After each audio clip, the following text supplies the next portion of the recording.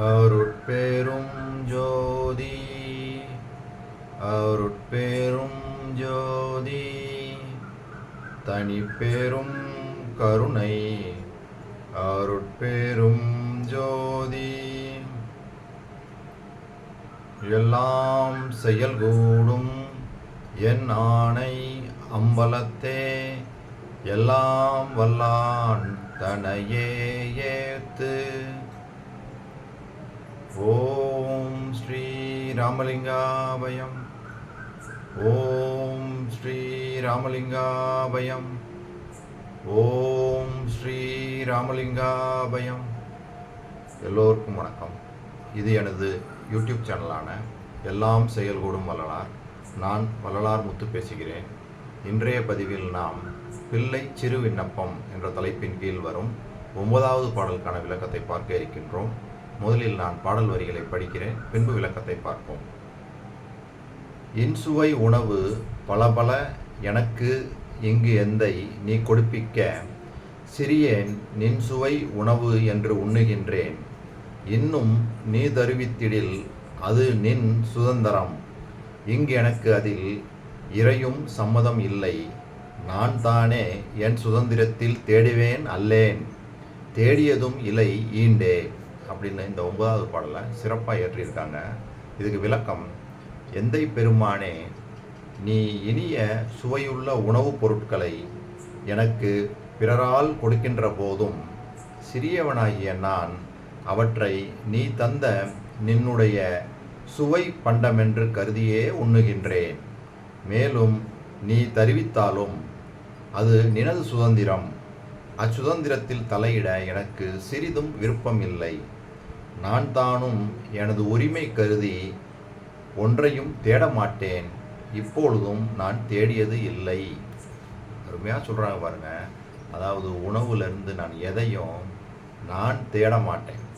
ஏன்னா நீ தான் எல்லாத்தையுமே எனக்கு கொடுக்குற. பிறர் மூலமாக அது கொடுத்தாலும் சரி, அது எல்லாமே உணவு பண்டங்கள் தான். நான் போய் அந்த தேடி கிடைக்கக்கூடிய அந்த பண்டங்களாக இருந்தாலுமே எல்லாருமே உனது அருளால் நீ கொடுக்கக்கூடிய அந்த பண்டங்கள் தான் சொல்லி தெளிவாக சொல்கிறாங்க பாருங்க.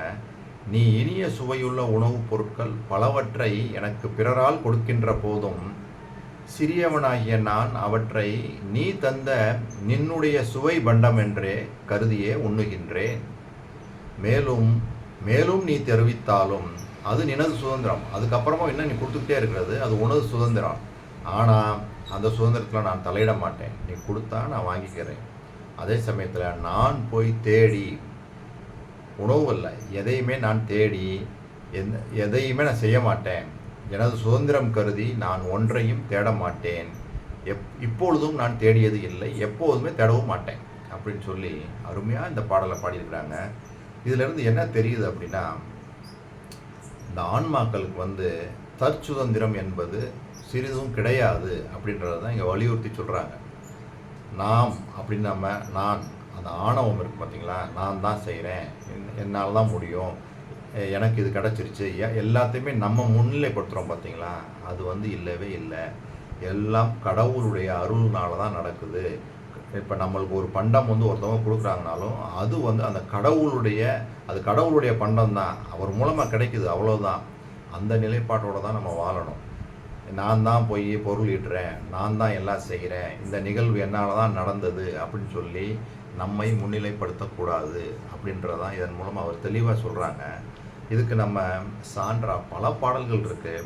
இதில் 6ஆம் திருமுறையில் நம்ம ஏற்கனவே பார்த்த பாடல்களை ஒரு 3 பாடல் சான்றா பார்க்கலாம். அதோடு கூட கடைசியாக ஒரு பாடல், அதுவும் ஒரு சரணாகதி பாடல், அதையும் பாடி இந்த வீடியோவை நிறைவு செய்யலாம். முதல்ல இந்த பாடல்கள் பாருங்கள். பாட்டுவித்தால் பாடுகின்றேன், பணிவித்தால் பணிகின்றேன், பதியே நின்னை கூட்டுவித்தால் கூடுகின்றேன், குலைவித்தால் குலைகின்றேன், குறித்த ஊனை ஊட்டுவித்தால் உண்ணுகின்றேன், உறக்குவித்தால் உறங்குகின்றேன், உறங்காதென்றும் ஆட்டுவித்தால் ஆடுகின்றேன், அந்தோ இச்சிறிய நாள் ஆவது என்னே. நீ பாட சொன்னால் பாடுறேன், பணிய சொன்னால் பணிகின்றேன், நீ கொடுக்குற அந்த உணவை உண்ண சொன்னால் உண்கின்றேன், உறங்கு என்று சொன்னால் உறங்குகின்றேன், இந்த சிறியவனால் ஏதாவது ஆகக்கூடிய விஷயம் ஒன்று இருக்குதா? நீ ஆட்டுவித்தால் ஆடுகின்றேன், இந்த உலகியலில் போய் உழன்றுக்கிட்டு இருக்க மாதிரி நீ செய்வித்தால் நான் அப்படி தான் இருக்கிறேன், வேறு என்ன என்னால் செய்ய முடியும், இந்த சிறியனால் ஆவது ஒன்றுமே இல்லை அப்படின்னு சொல்லி அப்படியே டோட்டலாக சரண்டராக. இப்போ இந்த பாடலில் சொன்ன மாதிரி தான் இந்த பாடல்லையும் என்ன சொல்கிறாங்க, இன்சுவை உணவு பலர் மூலியமாக எனக்கு கிடைக்குது, அது எல்லாம் கிடைக்குதுன்னா அதெல்லாம் நினது சுவை அப்படின்னு தான் நான் உண்ணுகின்றேன் அப்படின்னு சொன்னவங்க, நான் இந்த இன்சுவை உணர்வுகள் நீ திரும்பவும் நீ கொடுக்குற அதிகமாக நீ மேலும் மேலும் கொடுத்தாலுமே அது உனது சுதந்திரம், அதில் போய் நான் தலையிட முடியாது.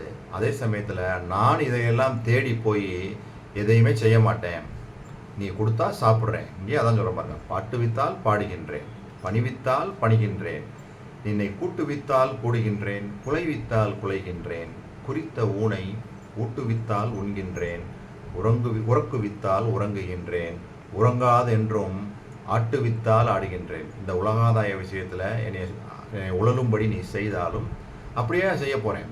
இந்த சிறியவனால் எந்தவுமே செய்ய முடியாது, எல்லாம் உனது அருட்சுதந்திரத்தினாலேயே நடைபெறுகின்றது அப்படின்ற இந்த நிலைப்பாடோடு இருக்கிறாங்க.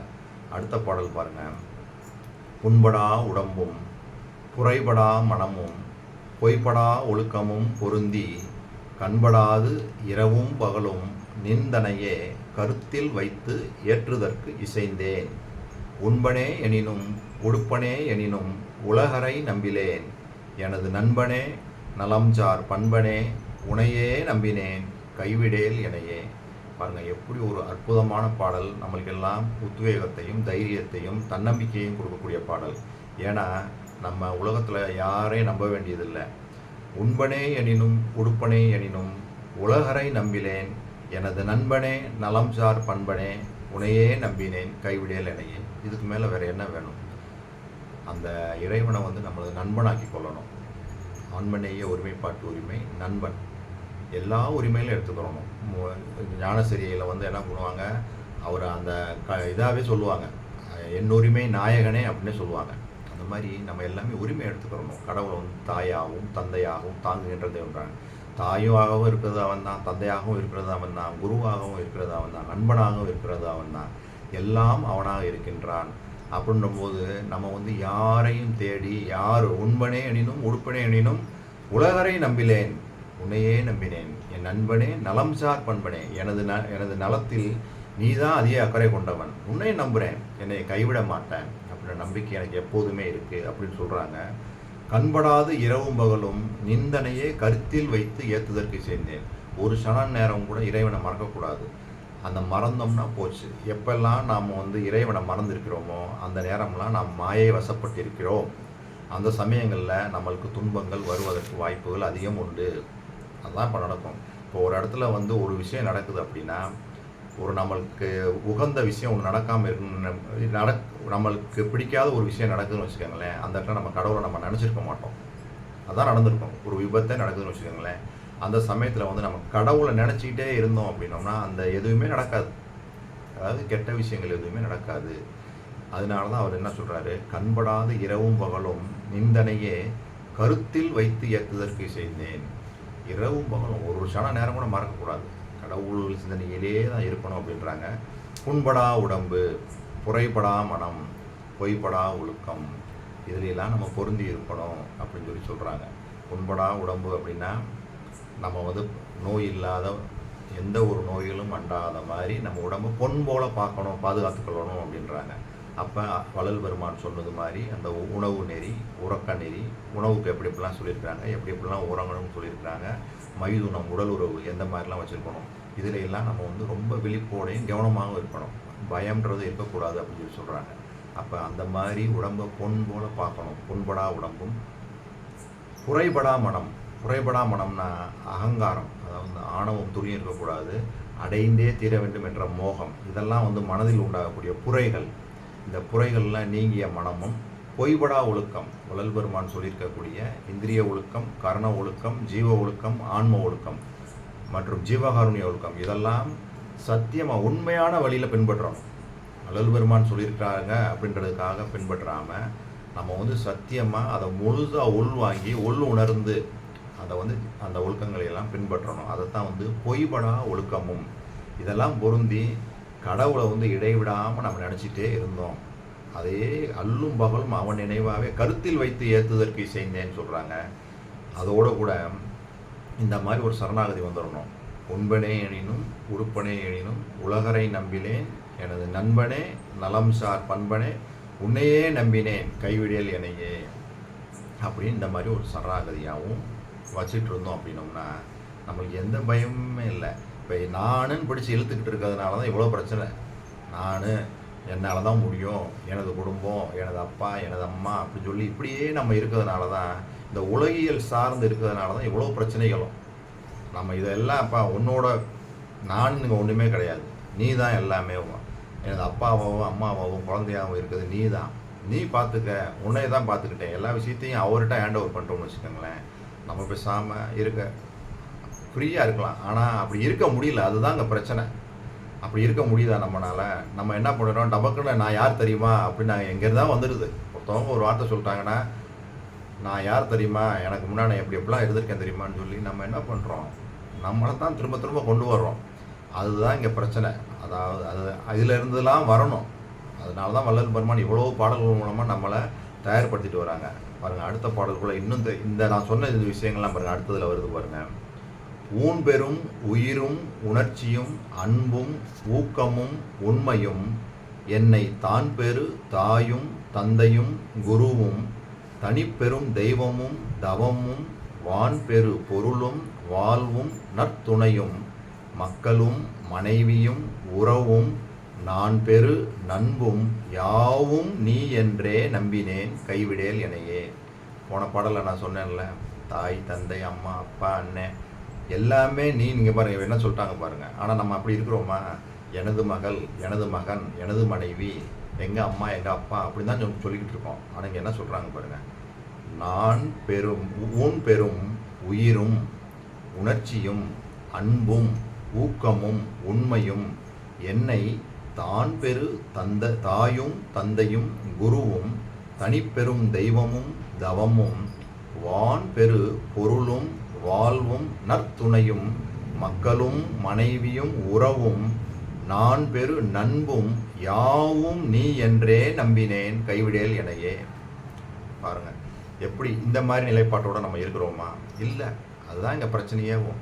எல்லாம் வந்து எனது மனைவி, எனது குழந்தைகள், எனது எனது எனது எனது நான் நான் நான் நான் எல்லாத்தையும் அப்படியே தான் வைக்கப்பட்டே நம்ம பழகிட்டோம். அப்போ இருந்தேவும் எல்லாமே நீதான் நீதான் நீதான் நீதான்னு அப்படி மாறணும். கடவுள் தான் அங்கே தான் வந்து இருக்கான்னு சொல்லிட்டு அதுக்காண்டி புறத்தில் தேடக்கூடாது, அகத்துக்குள்ளே வந்துடணும். எல்லாம் உள்ளே தான் இருக்காரு, நீயே உள்ளே இருந்து நீ தான் எல்லாம் அப்படின்னு சொல்லி நம்ம அகப்பயணத்தில் தான் இருக்கணும்.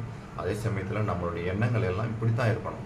எனது யான், அதான் இதில் சொல்லியிருப்பாங்கல்ல, அதாவது 4வது விண்ணப்பத்தில் என்ன இப்படி சொல்கிறாங்க, எனது யான் என்ற தேக சுதந்திரம், ஜீவ சுதந்திரம், போக சுதந்திரம் எல்லா சுதந்திரத்தையும் உனது பொற்பாதங்கள்கிட்டே கொடுத்துட்டேன், உனது திருவருட் சுதந்திரத்தை என் மேலே செலுத்தி என்னையை வழிநடத்து அப்படின்னு தான் அங்கே விண்ணப்பம் வச்சுருப்பாங்க. அந்த மாதிரி ஒரு விண்ணப்பம் தான் வச்சுருக்கணும். அந்த மாதிரி விண்ணப்பம் வச்சுருந்தாதான் நம்ம வந்து இந்த கடவுள் அவர் வள்ளல் பெருமான் சொல்லக்கூடிய அந்த நிலைக்கு நம்ம போக முடியும், அந்த மரணமில்லா பெருவாழ்வை பெற்றுக்கொள்ள முடியும் அப்படின்றதோட கடைசியாக இந்த ஒரு பாடலை பாடி நான் நிறைவு செய்கின்றேன். நன்னாளும் கடந்தே ஒளிர் ஞான சபாபதியே பொன்னாரும் சபையாய் அருட்பூரண புண்ணியனே என்னால் ஆவதொன்றும் உனக்கில்லை எனினும் எந்தாய் உன்னால் வாழுகின்றேன் எனக்கு உண்மை உரைத்தருளே. அருமையான இந்த பாடல் பாடியிருக்காங்க. அதாவது விளக்கம் என்னன்னா, 16 படிகளுக்கு அப்பால் ஒளியாக பிரகாசித்து விளங்கும் பரம்பொருளே, என்னால் ஆவது உனக்கு ஒன்றும் இல்லை என்ற போதும் உன்னால் நான் வாழ்கின்றேன், எனவே எனக்கு உண்மையை உரைத்தருள் அப்படின்னு சொல்லி தெளிவாக இங்கே வேண்டுறாங்க. ஸோ நம்மளும் இந்த மாதிரி தான் இருக்கணும். எனக்கு அனுதினமும் இறைவன்கிட்ட அந்த விசாரம் பண்ணிக்கிட்டே இருக்கணும். நான் இவ்வளவு சிறுமைப்பட்டவனாக இருக்கின்றேன், நீ வந்து இவ்வளவு பெருமைகள் உடையவனாக இருக்கின்றேன்னு சொல்லி இது ரெண்டுக்கும் நம்ம விசாரம் பண்ணிக்கிட்டே இருக்கணும். அதே சமயத்தில் எப்படி சொல்லணும், நான் வந்து என்னால் உனக்கு எந்த ஒரு பயனும் கிடையாது, ஆனால் உன்னால் நான் வாழ்ந்து கொண்டிருக்கின்றேன், எனக்கு உண்மையெல்லாம் உரைத்து என்னை மேலேற்றுவாயாக அப்படின்னு நம்ம அனுதினமும் விண்ணப்பம் வைக்கணும்.